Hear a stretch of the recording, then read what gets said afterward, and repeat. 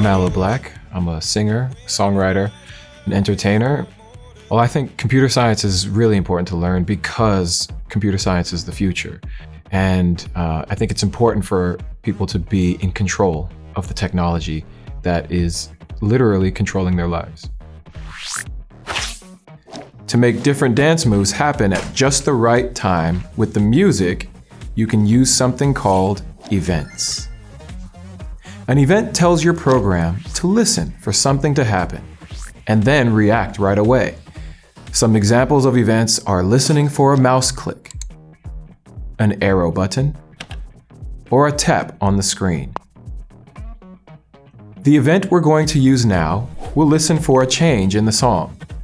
The change will trigger your dancer to do a new dance. Professional dancers practice their choreography by counting the beats of the song. In music, a measure refers to a certain number of beats. In most popular songs, a measure is 4 beats long. To get your dancers to let loose, you'll need a green event block. This event block says, after 4 measures.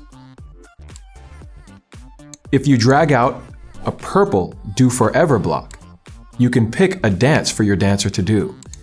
Because it's under the after 4 measures event block, your dancer will wait for 4 measures of the song before starting their dance. Keep an eye on the measure counter at the top of the display area. Look and listen for the event that will trigger the dance code. And right on cue, our dancer starts going.